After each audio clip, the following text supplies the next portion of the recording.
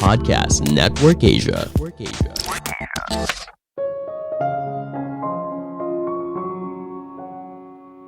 Bicara baik itu harus dilatih, karena mungkin selama ini kita terbiasa berbicara dengan kasar.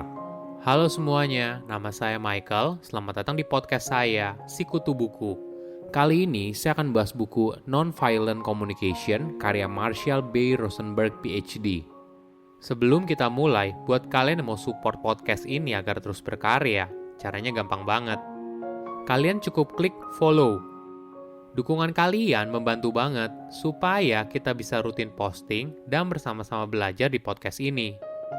Buku ini membahas bagaimana berkomunikasi dengan orang lain tanpa menghakimi.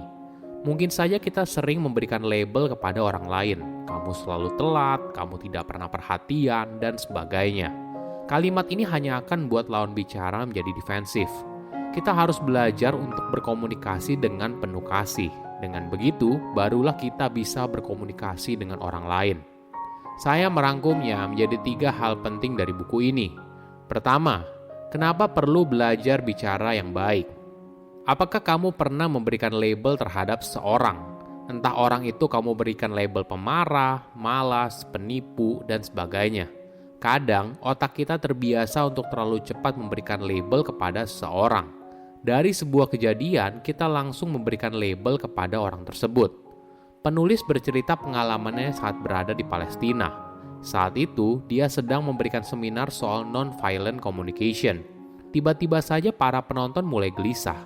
Penerjemah dari penulis mengatakan kalau para penonton sedang berbicara bisik-bisik kalau penulis merupakan orang Amerika.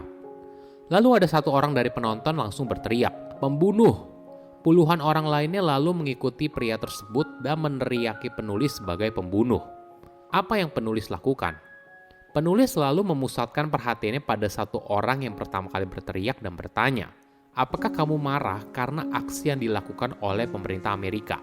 Pria itu lalu bilang, "Iya betul, kami tidak butuh serangan gas air mata, tapi bantuan untuk bisa hidup dengan layak." Dia lalu bercerita betapa sulitnya kehidupan yang mereka jalani. Penulis berusaha memahami apa yang dikatakan oleh pria tersebut, begitu juga semua perasaan yang menyelimutinya. Pembicaraan ini lalu berlangsung selama 20 menit. Penulis tidak mengatakan setuju atau tidak setuju atas semua hal yang dikatakan oleh pria tersebut. Namun tujuan utamanya hanya satu, yaitu buat pria tersebut merasa dimengerti. Setelah diskusi, pria yang tadinya meneriaki penulis sebagai pembunuh, kini mengajak penulis untuk makan malam di rumahnya. Ini adalah contoh betapa hebatnya ketika kita berbicara dengan penuh kasih. Ketika seseorang merasa dimengerti, maka hatinya baru terbuka. Perlu kita pahami, komunikasi merupakan fondasi penting dalam kehidupan sehari-hari. Sayangnya, kita seringkali menggunakan bahasa yang justru memperburuk hubungan kita dengan orang lain. Ironisnya lagi, kita juga tidak sadar kalau apa yang kita katakan justru dengan cara yang kasar dan bisa menyakiti orang lain. Sebagai contoh, kita mengejek teman kita sebagai orang yang egois saat dia mengambil potongan terakhir di piring. Ini merupakan ungkapan yang menghakimi orang lain, lalu berujung membuat teman kamu jadi defensif.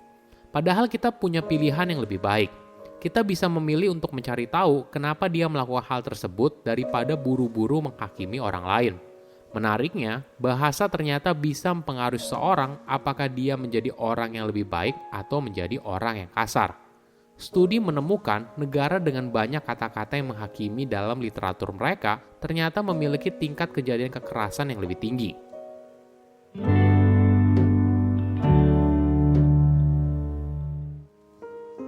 Kedua, latihan bicara baik. Penulis menjelaskan soal metode non-violent communication, sebuah metode komunikasi yang bebas dari penghakiman. Kata non-violent terinspirasi dari Mahatma Gandhi, pemimpin gerakan kemerdekaan India dan juga mencerminkan keadaan hati kita yang sesungguhnya. Metode komunikasi ini mendorong kita untuk bicara dari hati ke hati sehingga kita bisa tetap berbicara dengan penuh kasih. Untuk menggunakan metode ini, kita harus memperhatikan apa yang kita ucapkan, begitu juga yang diucapkan oleh orang lain. Dari situ, kita baru bisa belajar bagaimana mengutarakan apa yang kita inginkan dan juga mendengarkan orang lain. Penulis membaginya menjadi 4 komponen, observasi, perasaan, kebutuhan, dan permintaan. Langkah pertama yang paling penting, kita harus mengamati situasi yang terjadi. Lalu perhatikan apa yang kamu rasakan dari situasi tersebut. Kemudian, cari tahu apa yang sebenarnya kamu butuhkan. Lalu, belajar untuk meminta hal tersebut kepada orang lain. Ada sebuah contoh yang menarik. Seorang ibu dan anak laki-lakinya yang suka berantakin barang bernama Jim. Jim seringkali meninggalkan mainan berantakan di lantai. Kejadian ini tidak terjadi sekali, tapi sudah terjadi hingga ketiga kalinya dalam sehari. Kondisi ini tentunya memantik emosi kan? Namun kamu punya opsi selain berteriak dan memarahi Jim atas perbuatannya. Bagaimana kalau kita menggunakan pendekatan yang berbeda? Coba dimulai dari apa yang kamu amati dari situasi tersebut. Dari pengamatan kamu, ada banyak mainan yang berantakan di lantai. Selanjutnya, apa yang kamu rasakan dari situasi tersebut? Apakah kamu takut anak kamu terjatuh karena mainan berantakan di lantai? Atau kamu marah karena anak kamu sepertinya tidak mau mendengarkan apa yang kamu katakan? Mungkin kamu menyadari kalau kamu mengalami frustasi dan kesal. Lalu apa yang kamu inginkan? Tentunya kamu ingin rumah yang rapi dan mainan yang tidak ada di lantai. Oke, bagian terakhir, sebelum kamu berbicara sepatah kata pun, apa yang kamu bisa katakan untuk membujuk orang lain melakukan apa yang kamu inginkan tanpa menyakiti perasaannya. Mungkin kamu bisa bilang gini, Jim, ketika saya melihat mainan kamu di lantai, saya merasa kesal karena saya ingin ruangan yang rapi. Apakah kamu bisa merapikan mainanmu setelah selesai bermain?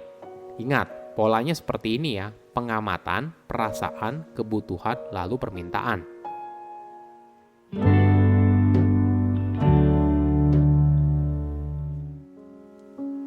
Ketiga, mengamati tanpa menghakimi. Ada sebuah tips yang menarik. Kita harus membedakan antara pengamatan dan penilaian. Apakah kamu pernah berada dalam situasi ini? Ketika seorang marah, lalu orang tersebut bilang, "Kenapa sih kamu selalu bla bla bla?" Atau kalau enggak, "Kamu kok nggak pernah bla bla bla?" Kalimat "kamu selalu telat" adalah sebuah evaluasi. Tapi kalau kamu bilang, "Dia tidak pernah datang sebelum jam 8." Ini adalah pengamatan. Sama halnya ketika kamu bilang kamu tidak pernah mendengarkan saya. Namun pengamatan yang lebih akurat seperti ini.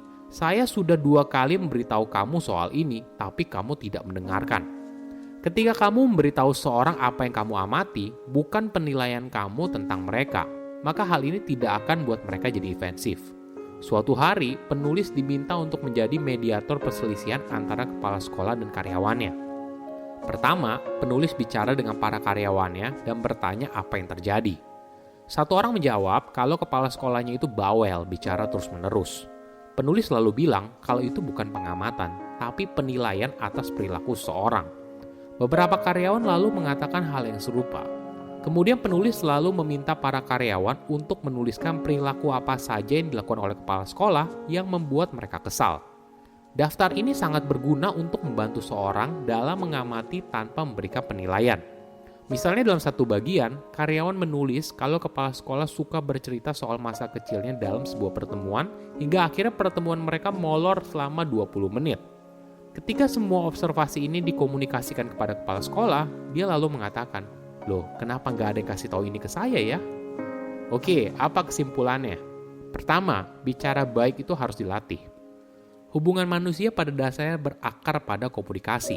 Apabila kita tidak belajar cara bicara yang baik, maka kita akan kesulitan untuk menjalin hubungan dengan orang lain. Kedua, jangan menghakimi. Kita mungkin terbiasa memberikan label kepada seseorang, apakah orang itu pintar, bodoh, pemalas, dan sebagainya. Label ini akan menjadi penghalang kita dalam memahami orang tersebut seutuhnya.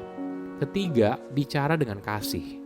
Ketika orang lain marah atau kesal, mungkin mereka mengatakan hal yang menyakitkan. Namun apakah kita harus membalasnya? Ingat, apa tujuan yang ingin kita raih dalam percakapan tersebut? Kadang yang mereka butuhkan bukanlah jawaban, tapi mereka hanya ingin dimengerti dan dihargai. Itu saja cukup untuk membuat mereka bersedia mendengar dan memahami apa permintaan yang kita inginkan. Saya undur diri, jangan lupa follow podcast Sikutu Buku. Bye-bye.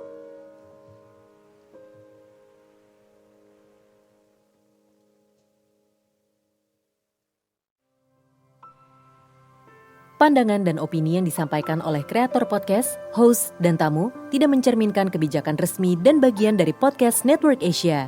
Setiap konten yang disampaikan mereka di dalam podcast adalah opini mereka sendiri dan tidak bermaksud untuk merugikan agama, grup etnik, perkumpulan, organisasi, perusahaan, perorangan, atau siapapun dan apapun.